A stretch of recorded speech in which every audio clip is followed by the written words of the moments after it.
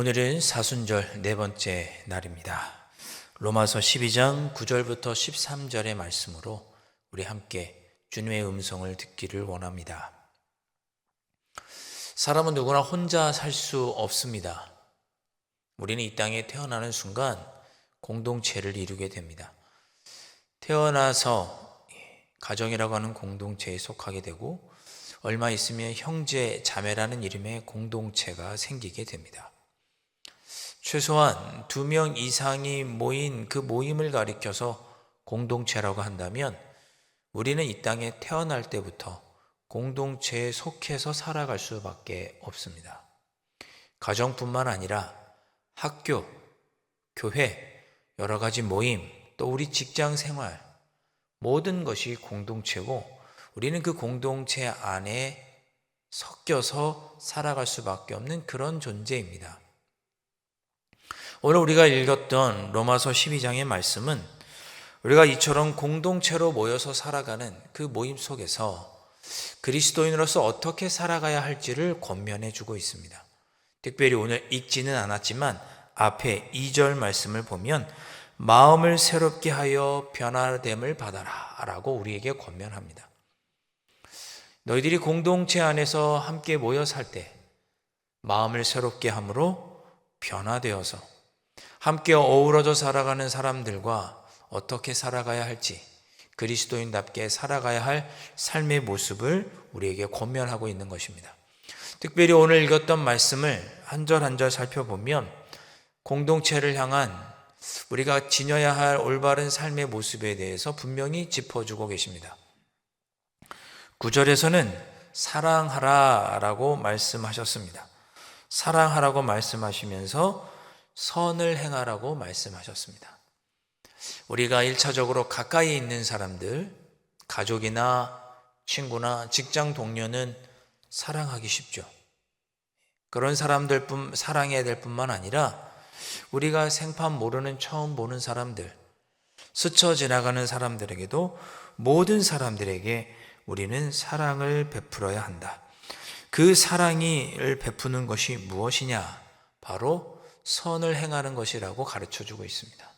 가까운 가족들에게 행하는 그런 사랑과 달리 모든 사람들을 우리가 사랑하는 방법은 무엇일까? 가족들과 똑같이 사랑할 수는 없죠.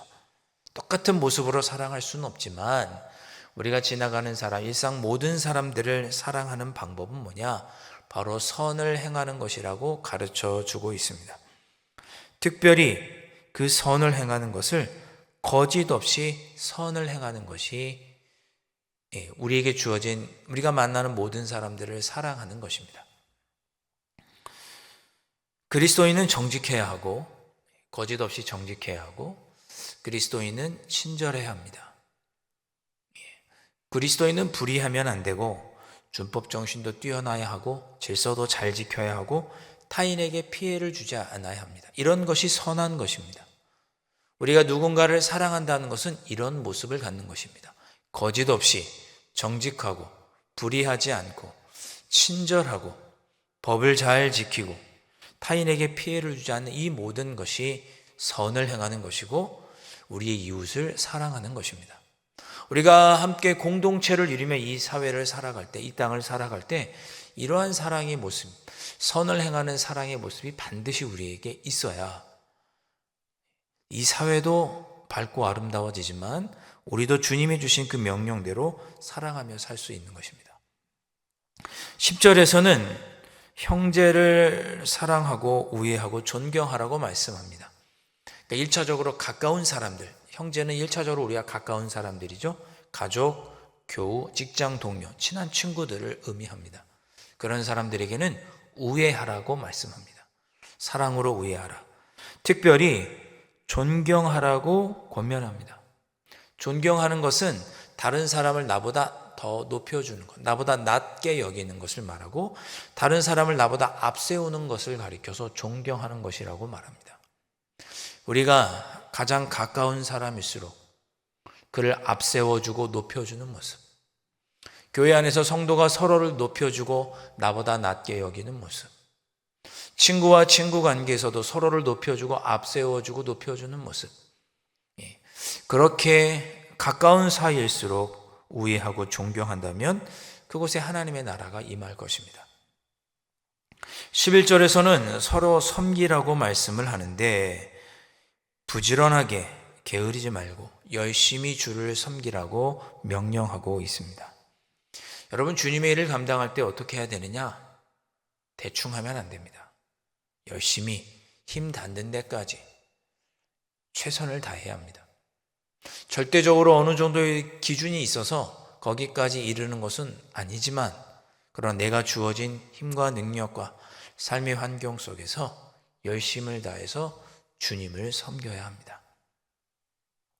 12절에서는 소망을 품으라고, 그리고 소망을 품고 기도하라고 권면합니다. 살다 보면 힘들고 어려운 일이 찾아오는데 우리는 하나님을 믿기에 낙심하지 않을 수 있죠. 하나님께서 분명히 이 어려움 뒤에 나를 위해 예비하신 것들이 있음을 믿기에 우리는 힘들고 어려운 중에도 낙심하지 않습니다. 그리고 오히려 소망을 품고 기도하죠. 우리가 공동체 안에서 이것저것 관계 속에서 상처를 주고 또는 받습니다. 그럴 때, 낙심이 되고 힘들고 슬플 때 낙심하고 좌절하지 않고 하나님을 소망하며 기도하며 견디라고 오늘 말씀은 우리에게 권면합니다. 끝으로 13절 말씀은 사랑을 실천하라고 권면합니다. 입으로만 주여 주여 하고, 입으로만 배불러라 배불러라 하고, 입으로만 따뜻해라 따뜻해라 하면 그 사람이 배부르고 따뜻할 수 있겠습니까? 직접 몸으로 구체적으로 실천해야 합니다.